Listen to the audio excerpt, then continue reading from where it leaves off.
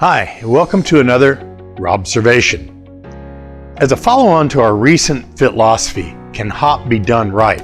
We've been asked over and over again, yeah, but can it be done wrong? Well, it can, and we've put together the top 5 HOP deployment problems or challenges that we've seen over the last 25 years of deployment and integration in over 200 companies, almost 40 countries in 10 different languages. Obviously, there's more than 5 challenges. These are the ones that we sat down and talked about and have seen the biggest impact on success. We hope that by understanding them, you can avoid the challenges and make HOP work better and faster for you and your organization. So here they are, in no particular order. Number 1, the leaders are on board, but not driving the improvements. Leaders don't routinely use the language, nor hold each other accountable for the leader behaviors. You still have to remind them that they're systemic drivers, and it isn't just stupid people doing stupid things. The leaders can't speak the language in the field, and that reduces their credibility. They can't pass a simple test on human and organizational performance. And the last part of this one is that leaders want to go see how someone else did it and just do that, even if their workforce and processes are completely different. Number 2, the tools were rolled out to the field too early and ineffectively. Even when it's called HOP and not human performance, if the leaders think it's about the workers, they weren't educated right before the deployment started. Leaders tend to want to blame the lack of a use of a tool for problems. Failure to use stop, think, act, and review. Failure to perform an effective pre-task brief. Failure to add one here. So if you have incident analyses that are coming up with failure to use a tool as part of the analysis or part of the cause, you don't understand human and organizational performance. The tools were rolled out and people were told to use them, but the education was so limited as to what tool works when, how it works, why it works, and what it will do for the individual, that they can't use the tools right sustainably. Number 3, the organization thinks it can be done without education or training. Now this typically starts with leaders. We can't get the leadership team together for 4 to 6 hours. They're too busy. And that just moves out into the organization.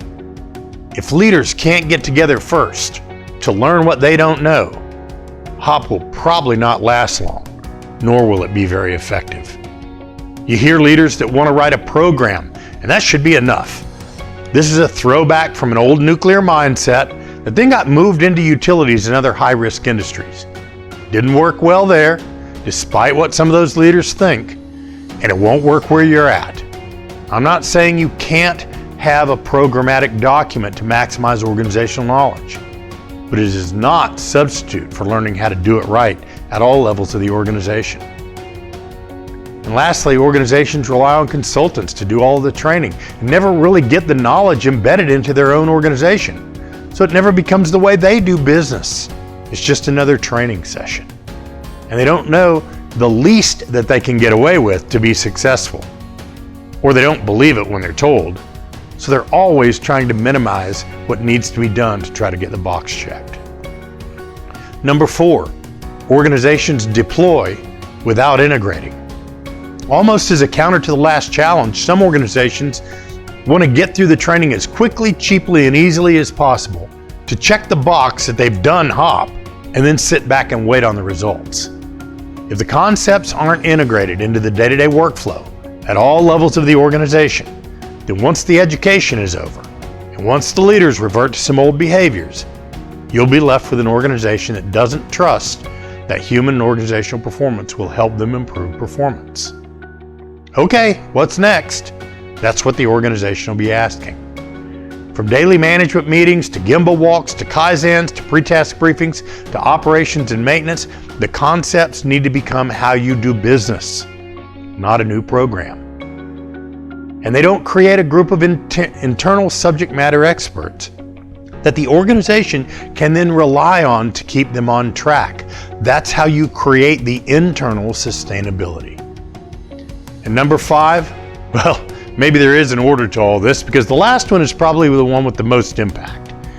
Leaders do not use a system or a process for leading human and organizational performance. There's no intentionality to their HOP leadership.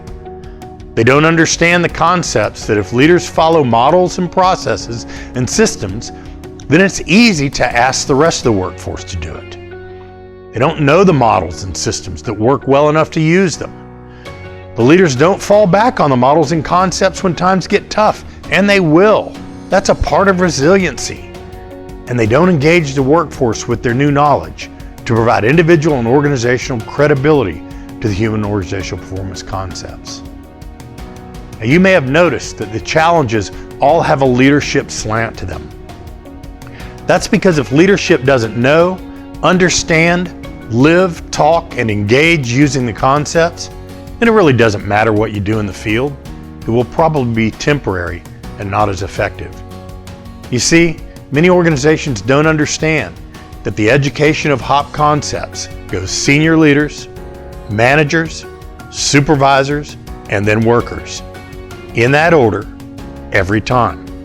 When the first two levels are bypassed or minimized, too little, too infrequently, or too late, it adversely impacts every aspect of HOP deployment and integration. Deploying and integrating needs to be done with the intentionality to be successful and sustainable. If you want to learn more about the positives of integration of human and organizational performance, please visit our website at www.improvewithfit.com. And remember, intentional leadership starts with you.